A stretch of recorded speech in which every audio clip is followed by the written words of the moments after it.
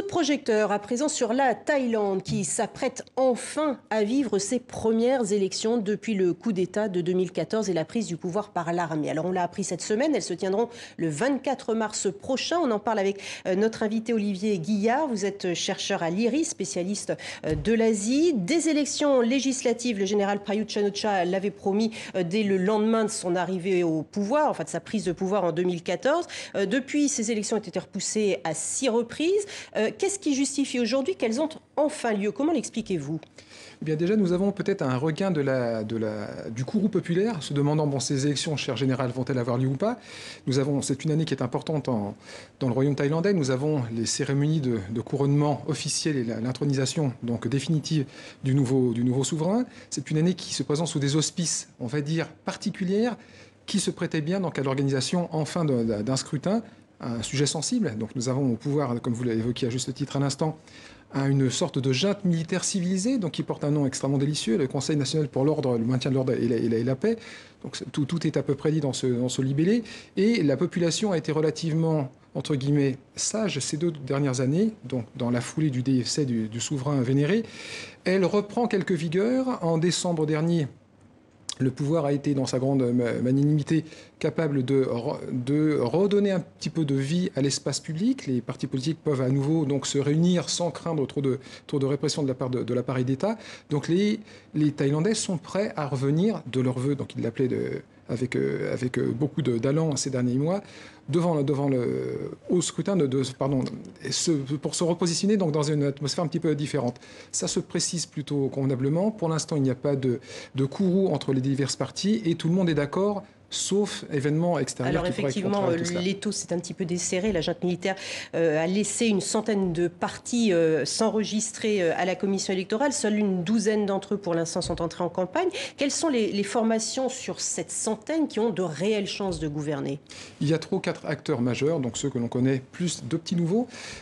Notons que c'est un scrutin où beaucoup de nous primo-votants vont arriver sur le marché, si je puis dire, des votants, notamment donc, la jeunesse qui s'est, à la différence des scrutins précédents, qui s'est mobilisée en masse. Aujourd'hui, on a à peu près des intentions de vote de 80% de la population des moins de 20 ans qui disent « nous allons voter », peu importe pour qui. Donc les grands acteurs, nous avons les acteurs traditionnels, ceux que l'on appelait fut un temps donc les chemises rouges, proche d'un parti populiste du clan Shinawatra.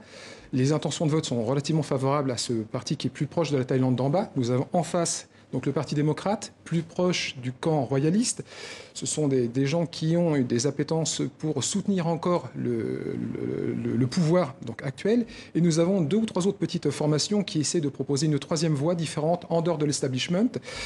Notamment le Parti Nouvel Avenir, porté Exactement. par un jeune, un ex-commerce, comment dirais-je, un ex-dirigeant d'entreprise qui peut séduire justement cette nouvelle population de votants que vous parliez à l'instant. Exactement. Il présente des caractéristiques un petit peu différentes. Il appelle les votants à se concentrer sur des thématiques qui sont plus des thématiques terre-à-terre et non pas très populaires.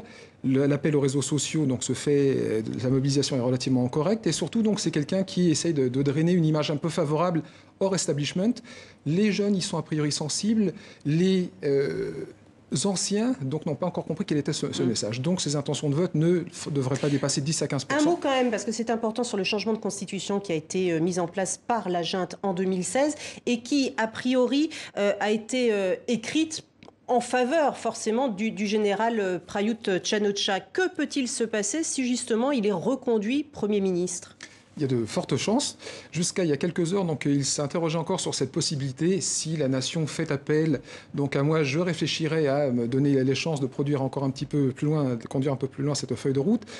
La probabilité la plus haute est que cet ancien chef d'état-major des armées donc, se succède à lui-même et qu'il accompagne encore le développement de la Thaïlande dans cette 2e décennie du 3e millénaire.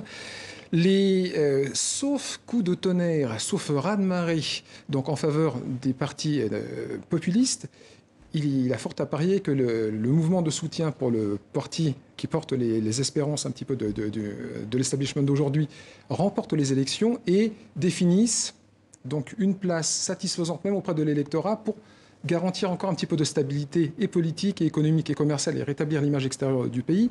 C'est un petit peu ce sur quoi misent la plupart des observateurs thaïlandais. Ce n'est pas encore totalement gagné. On sait qu'il peut se passer diverses choses dans ce royaume, mais les choses se présentent sous un jour assez convenable et assez serein à l'heure qu'il est. Merci beaucoup Olivier Guillard d'avoir été avec nous. On aura très certainement l'occasion de vous recevoir à nouveau pour évoquer la question de ces élections en Thaïlande.